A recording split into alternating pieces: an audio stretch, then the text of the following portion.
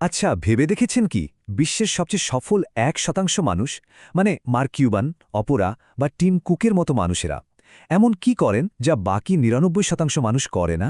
উত্তরটা কিন্তু বেশ সহজ, আর লুকিয়ে আছে তাদের সকালের মাত্র ১৫ মিনিটের একটা রুটিনে।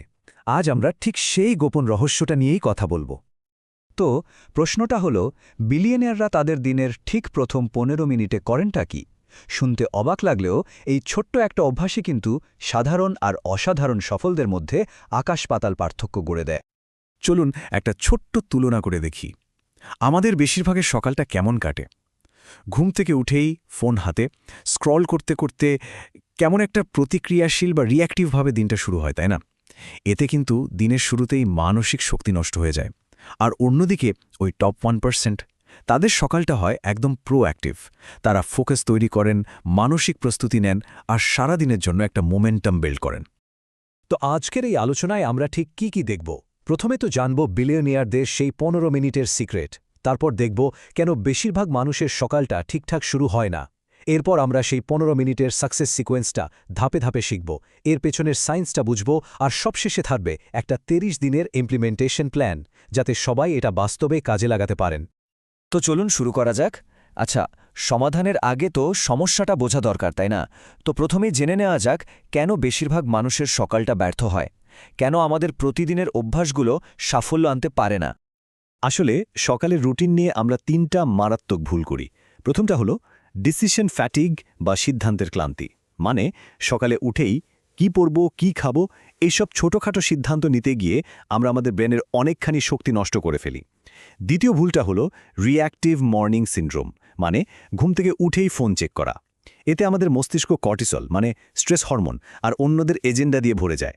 আর ৩ নম্বরটা হলো মোটিভেশনের ফাঁদ, মানে আমরা কোনো সিস্টেম তৈরি না করে শুধু ক্ষণস্থায়ী অনুভূতির উপর নির্ভর করি। বিখ্যাত লেখক স্টিফেন কিংয়ের এই কথাটা দেখুন। তিনি কিন্তু অনুপ্রেরণার জন্য অপেক্ষা করে বসে থাকেন না, বরং একটা সিস্টেম ফলো করেন। কারণ আসল কথা হলো, ডিসিপ্লিন মানে হলো কাজটা করে যাওয়া, অনুপ্রেরণার জন্য অপেক্ষা করা নয়। বেশ, তাহলে এবার আসা যাক সেই আসল ১৫ মিনিটের সফলতার সিকোয়েন্স বা ক্রমে। এটাই হলো সেই ব্লুপ্রিন্ট যে একটা হাই পারফরম্যান্স সকালের ভিত করে দেয়। দেখুন, এই ১৫ মিনিটকে কিন্তু খুব সুন্দর করে ৫টা ধাপে ভাগ করা হয়েছে। মাত্র ২ মিনিট পানি পান আর শ্বাস-প্রশ্বাসের জন্য, তারপর ৫ মিনিট শরীরকে একটু নাড়াচাড়া করানোর জন্য, ৩ minute mental programming, ৩ minute priority বা অগ্রাধিকার ঠিক করার জন্য, আর শেষে ২ মিনিট ভিজুয়ালাইজেশন। ব্যাস। তো প্রথম ধাপটা খুবই সহজ, পানি পান আর শ্বাস-প্রশ্বাস। ভাবুন তো, সারা রাত ঘুমানোর পর আমাদের শরীর আর ব্রেন দুটোই কিন্তু ডিহাইড্রেটেড বা পানি শূন্য হয়ে থাকে। তাই ঘুম থেকে উঠেই প্রায় আধা লিটার পানি পান করাটা খুব জরুরি। আর এর সাথে 4-7-8 ব্রিদিং টেকনিকটা চেষ্টা করুন। মানে ৪ সেকেন্ড ধরে শ্বাস নিন, ৭ সেকেন্ড ধরে রাখুন, আর ৮ সেকেন্ড ধরে ছাড়ুন। মাত্র ১০ বার করলেই দেখবেন মস্তিষ্ক একদম শান্ত আর ফোকাসড হয়ে গেছে। এবার ধাপ ২, শরীরকে একটু জাগিয়ে তোলা।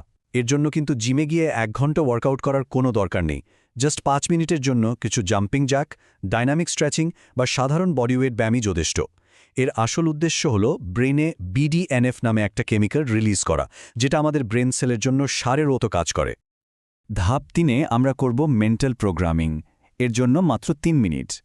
প্রথম ৯০ সেকেন্ড এমন কিছু জিনিসের জন্য কৃতজ্ঞতা প্রকাশ করুন যা আপনার জীবনে আছে। আর পরের ৯০ সেকেন্ড কিছু পরিচয়ভিত্তিক অ্যাফার্মেশন বা ইতিবাচক কথা বলুন। যেমন, আমি এমন একজন যে নিজের কমিটমেন্ট রাখে। এটা ব্রেনকে পজিটিভ থাকার জন্য প্রোগ্রাম করে। চতুর্থ ধাপে এসে দিনের সবচেয়ে গুরুত্বপূর্ণ কাজটা ঠিক করে ফেলতে হবে। শুধু একটাই কাজ, আর ভাবতে হবে সেই কাজটা শুরু করার জন্য প্রথম কোন ছোট্ট পদক্ষেপটা নিতে হবে। যখন আমরা একটা মাত্র কাজে ফোকাস করি, তখন ব্রেনের রেটিকুলার অ্যাক্টিভেটিং সিস্টেম নামের একটা অংশ চালু হয়ে যায়, যেটা আমাদের সুযোগ খুঁজে পেতে সাহায্য করে। আর সবশেষ পঞ্চম ধাপ, ভিজুয়ালাইজেশন। অলিম্পিকের অ্যাথলিটরা যেমন খেলার আগে মনে মনে জেতার মহড়া দেয়, ঠিক সেভাবে দিনের গুরুত্বপূর্ণ কাজটায় সফল হওয়ার মানসিক মহড়া দিন। আর দিনের জন্য ৩টে শব্দ ঠিক করুন যা আপনার সারাদিনের মুড সেট করবে, যেমন ফোকাসড বা এনার্জেটিক।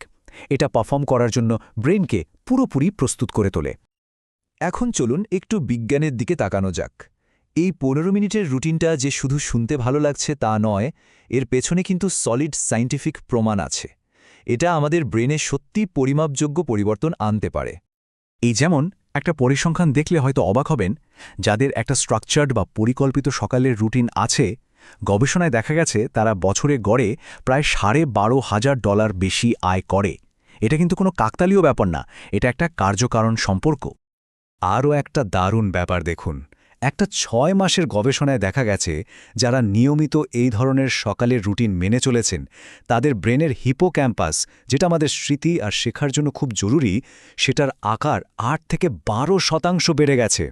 আর যারা করেননি তাদের কোনো পরিবর্তনই হয়নি। ভাবা যায়?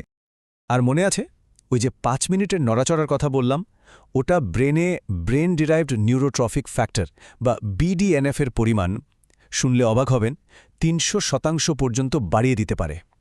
আগেই বলেছি এই BDNF জিনিসটা হলো ব্রেন সেলের জন্য সারের মতো। এটা সারাদিনের জন্য আমাদের আরও স্মার্ট করে তোলে। তো কি আর কেন তো বোঝা গেল। এবার আসা যাক সবচেয়ে গুরুত্বপূর্ণ অংশে, কিভাবে এটা করা যাবে। চলুন একটা সহজ 30 দিনের প্ল্যান দেখে নিই, যা এই অভ্যাসটা তৈরি করতে আর টিকিয়ে রাখতে সাহায্য করবে। এখানে সবচেয়ে বড় ভুল হল একদিনে সব কিছু করার চেষ্টা করা। এর বদলে আমরা টাইনি হ্যাবিটস বা ক্ষুদ্র অভ্যাসের পদ্ধতিটা কাজে লাগাবো। প্রথম সপ্তাহে শুধু প্রথম ধাপটা করুন, মানে মাত্র 2 মিনিট। দ্বিতীয় সপ্তাহে এর সাথে 5 মিনিটের নড়াচড়া যোগ করুন। তৃতীয় সপ্তাহে মেন্টাল প্রোগ্রামিং যোগ করুন, আর চতুর্থ সপ্তাহে গিয়ে পুরো 15 মিনিটের রুটিনটা সম্পূর্ণ করুন। এভাবে ছোট থেকে শুরু করলে অভ্যাসটা টিকে যাওয়ার সম্ভাবনা প্রায় 3 গুণ বেড়ে যায়। এখন মনে কিছু প্রশ্ন আসতেই পারে, তাই না? যেমন, আমি তো একদমই সকালের মানুষ নই। এর উত্তরে বলি, এটা জন্মগত কিছু না, পুরোটাই অভ্যাস। কনসিস্টেন্সি বা ধারাবাহিকতা থাকলে আমাদের বডি ক্লকও বদলে যায়। আবার কেউ ভাবতে পারেন আমার হাতে একদম সময় নেই। এটাকে এভাবে ভাবুন, এটা কিন্তু সময় নষ্ট করা নয়, বরং বাকি 23 ঘন্টার জন্য একটা বিনিয়োগ। আর যদি কোনো দিন বাদ পড়ে যায়, তখন 2 ডে রুল বা 2 দিনের নিয়ম মেনে চলুন। মানে পরপর 2 দিন কখনো মিস করবেন না। মনে রাখবেন, 80% ধারাবাহিকতা মাঝে মাঝে করা 100% পারফেকশনের চেয়ে অনেক ভালো।